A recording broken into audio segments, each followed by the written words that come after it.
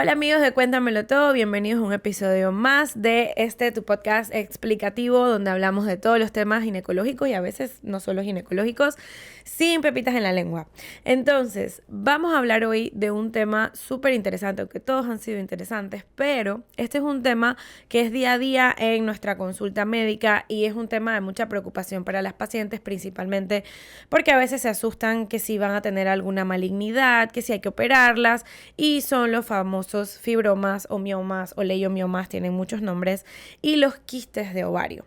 Empezando que son dos condiciones diferentes. Las pacientes tienden a confundirse que si es lo mismo un quiste que un fibroma y realmente no. Y para explicarlo, hoy tenemos a nuestro modelo plástico. Los que no nos están viendo, pues voy a tratar de ser lo más explicativa para los que nos escuchan en Spotify.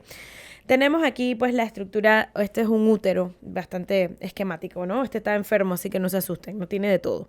El útero realmente pues se ve así cuando uno lo ve por fuera, este está pues abierto para motivos explicativos y si lo vemos pues de aquí abajo vamos hacia arriba, esta sería la vagina, este sería el cuello del útero que digamos protruye en la parte más del fondo de la vagina. Y esto que está acá, pues, es el útero como tal, el cuerpo, y aquí está, como dije, esquemático abierto para ver la cavidad interna. Entonces, los fibromas se forman en alguna parte del útero. Hay casos raros que pueden haber fibromas en los ovarios, pero eso es una cosa un poco más extraña. Principalmente los fibromas son de tejido del mismo músculo del útero. El útero tiene una capa externa que se llama serosa. Este tejido que ven aquí que parece pues como un musculito y realmente son fibras de músculo. Y tiene la parte interna que ya hemos hablado en otros episodios, el endometrio, cavidad endometrial. Los fibromas se pueden ubicar en cualquier área del útero, ¿sí? Son de tejido uterino. Y los quistes se forman en los ovarios, que son estas dos estructuras que tenemos a los lados del útero que también guindan de la pelvis de unos ligamentos.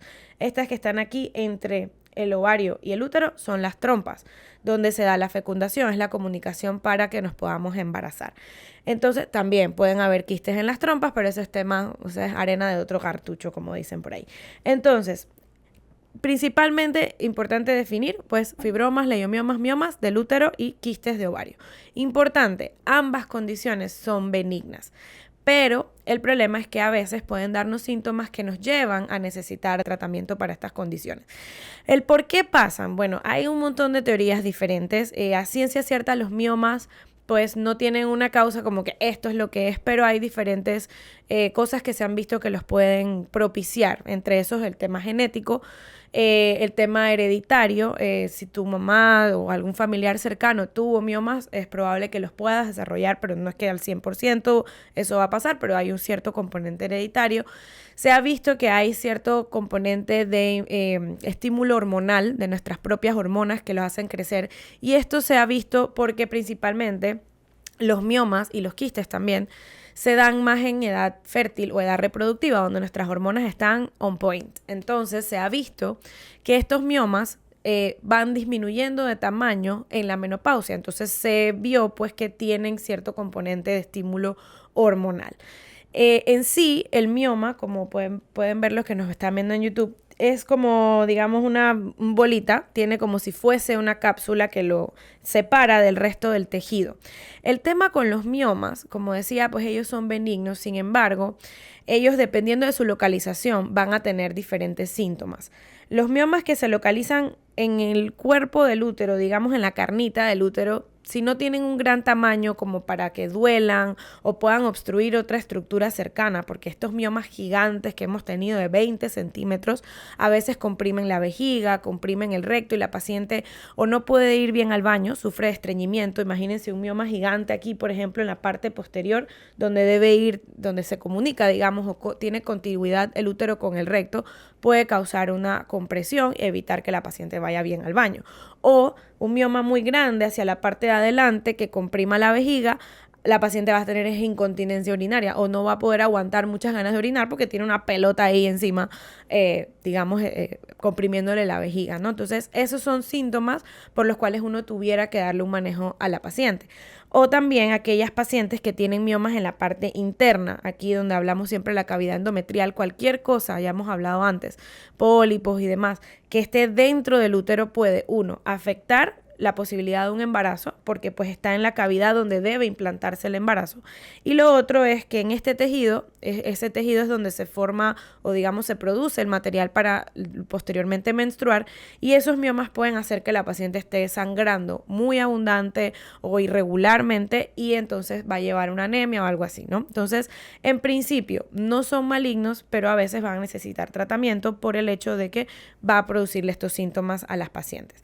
Digamos que los factores de riesgo, como mencionaba anteriormente, bueno, pacientes en edad fértil, usualmente entre los 30 y los 50 años, se ha visto también una asociación a las pacientes, con las pacientes obesas, porque tienen estos imbalances o desbalances, del tema de la resistencia a la insulina, que lleva a desbalances hormonales y, como dijimos, ellos responden a estímulos hormonales. También, como dije anteriormente, antecedentes familiares, haber tenido menstruaciones muy tempranas, porque, vuelvo y digo, pues el estímulo hormonal está pues más presente en estas pacientes por más tiempo. Entonces, estos son factores que pueden llevar a desarrollarlos. Sin embargo, me preguntan a veces, ¿y qué puedo hacer para evitar que se formen? Realmente, lamentablemente, hasta el momento no hay nada que haya demostrado al 100% evitar su formación. Sin embargo, pues obviamente una buena alimentación, actividad física, incluso hay recientes estudios que hablan que deficiencias de vitamina D pueden llevar también a desarrollar estos miomas, o se ha visto asociado a mayor incidencia de miomas. Entonces, aquí hablamos nuevamente de la vitamina D, que la hemos mencionado hasta el cansancio en endometriosis, en síndrome de ovarios poliquísticos, pero bueno, tiene muchas influencias. En cuanto a los quistes de ovario, como mencioné, también son estructuras benignas. También tienen un componente de respuesta hormonal, y principalmente es porque la gran mayoría son quistes que llamamos quistes foliculares o funcionales. Como hemos mencionado antes, todos los meses producimos un huevito, siempre hay óvulos huevitos en el ovario, pero uno es el que crece para ovular, en teoría embarazarnos, y si no se da el embarazo, posteriormente menstruar. Bueno, ese huevito que crece, muchas veces no se termina de absorber y se empieza a llenar de un líquido o a veces hasta de un poco de sangre y empieza a crecer en el ovario. Y esto es lo que se conoce pues como un quiste. Estos quistes, como decía, pues son benignos, no requieren de momento de salida, hay que salir corriendo a operarlo, tienes un quiste, se va a volver maligno, no, todo esto es falso. Sin embargo, también pueden presentar algunos síntomas. Las pacientes pueden tener a veces sangrados irregulares.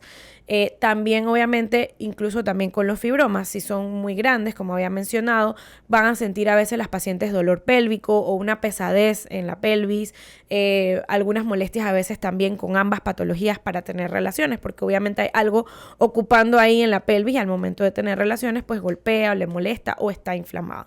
Entonces, en principio, la gran mayoría de quistes, como decía, son benignos, son causados por esta ovulación que al final pues no se absorbió, siguió creciendo, pero realmente tiende a absorberse con el paso de los siguientes ciclos menstruales.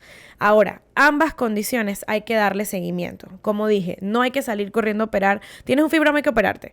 Va a depender de los síntomas. Tienes un quiste, hay que operarte. No, también va a depender de los síntomas y de las características al ultrasonido. Porque realmente, pues, estas patologías en el tiempo de antes uno no podía diagnosticarlas. Ahora con el ultrasonido que hacemos en la consulta es lo máximo poder decirle a una paciente, mira, tienes esto, esta es la causa de tu molestia. Sin embargo, quédate tranquila, no es necesario salir corriendo a hacer nada, hay que darle seguimiento. Usualmente un fibroma o un quiste de tamaño pequeño que no está molestando, ahí se queda. Y se le da seguimiento y eso es importante, entonces los chequeos periódicos con tu ginecólogo. Dependiendo de las características, a veces le vamos a querer hacer ultrasonido cada 6 meses, a veces cada año. Si no está creciendo, no cambia de características y no molesta, pues se le da su seguimiento en la cita de control regular. ¿Cuándo hay que operar? Cualquiera de estas dos condiciones. Como dije, los síntomas. No puedo dejar a una paciente sangrando la vida porque no la quiero operar, no. ¿Cómo trato los fibromas? Los fibromas, como decía, le podemos ir dando seguimiento hasta el momento en que empiecen a molestar. Si ellos tienen como expliqué, tienen una respuesta hormonal, tengo la manera de tratar de bloquear ese estímulo hormonal y puedo tratar de darle anticonceptivos a la paciente, otros compuestos que son más, digamos, más nuevos, que se llaman análogos de unas hormonas especiales. No voy a ponerme aquí a hablar de farmacología o los aburro. Pero realmente no se ha comprobado que exista ningún medicamento que desbarate o destruya los miomas como les quieren andar vendiendo por ahí en Google. Dice que la desbaratadora y las cápsulas vaginales que rompen quistes, todo eso es falso, no coma cuento. Podemos tratar de ayudar los síntomas y tratar de evitar el crecimiento con, ya sea, como decía, anticonceptivos, análogos de GnRH, que es una otra hormona. Sin embargo, si estos no dejan de molestar, siguen creciendo, sigue el sangrado, eventualmente va a tocar operar. Hay otras técnicas también muy, digamos, novedosas que embolizan, o sea, tapan las arterias que le llevan suministro al útero y por ende a los fibromas para evitar que crezcan, pero realmente pues hay que ver en qué paciente se beneficia de esto. A veces pacientes que no podemos operar por alguna condición y tal, ¿no? En el caso de los quistes es más o menos similar. Un quiste que no está molestando, que tiene características completamente benignas y le complementamos a veces, si tenemos la duda, con algunos estudios, unos exámenes en sangre que se llaman marcadores tumorales, para evaluar unas proteínas que correlacionamos si están elevadas o no, de qué origen puede ser ese quiste. Pero como decía, la gran mayoría al ultrasonido nos vamos a dar cuenta que es un quiste funcional o folicular que ocurrió por la ovulación, que ya expliqué, y eventualmente pues va a desaparecer. El tema es que a veces pueden crecer mucho. Cuando tienes tamaños de más de 5 o 6 centímetros, tenemos el riesgo de que ese quiste se rompa y sangre. Y no solamente eso, sino que, como mostré, los ovarios están, digamos, guindando, entre comillas, en la pelvis de unos ligamentos y a la vez unidos por otro ligamento al útero. Entonces, cuando el quiste es muy grande, imagínense una pelota aquí guindando, puede hacer que esto se tuerza, y a veces he visto hasta 10 vueltas de un pobre ovario ahí. ¿Y qué pasa? Que al torcerse, ese ligamento que lo lleva de la pelvis y también por parte de acá, de los que están alrededor del útero, llevan la circulación de ese ovario. Si eso se tuerce y se queda mucho tiempo torcido, ese ovario va a dejar de recibir su circulación y todo lo que no tiene circulación en el cuerpo se muere. Y esto obviamente produce, aparte de dolor, aparte de algunos otros síntomas como náuseas, vómitos, inflamación, eventualmente de entre comillas o digamos pues morir ese tejido puede llevar hasta una infección. Esto es obviamente algo que pasa por mucho tiempo, se debe transcurrir mucho tiempo, pero bueno, en estos casos es urgencia operar. En una paciente joven que tenemos la sospecha de un ovario torcido, una paciente que no ha tenido bebés, lo ideal es operar, digamos, lo más pronto posible si sospechamos que ese ovario está torcido, para tratar de salvar el ovario. Eso es algo importante. Cuando hacemos una cirugía de fibromas o de quistes, siempre se trata de preservar la estructura. Si yo quiero quitar un fibroma, trato de quitar solamente el fibroma. Ahora, eso también va a depender de la localización del fibroma, porque si está en un área o un tamaño muy grande y el útero pues no queda bien reconstruido o queda sangrando, a veces pues digamos worst case scenario, vamos a tener que terminar sacando el útero, pero tratamos que no, y más si es una paciente que no ha tenido bebés y obviamente pues está buscando en algún momento. Lo mismo con el ovario. Si yo le quito un ovario dirán, pero tengo el otro. Sí, pero disminuye un poco porque tienes la mitad, digamos, de esa posibilidad de reserva de huevitos. Estás solamente trabajando un ovario con esa cantidad de huevitos y ni Dios lo quiera puede salir un quiste del otro lado, entonces la paciente se queda sin ovario. Entonces, lo ideal en una paciente joven, siempre preservar ya sea el útero o el ovario. Lamentablemente, en el caso de la torsión del ovario, o sea, de cuando ocurre esto que les menciono, que se pierde la circulación y el ovario, uno trata de destorcerlo, o sea, quitarle todas, así sean 10 vueltas.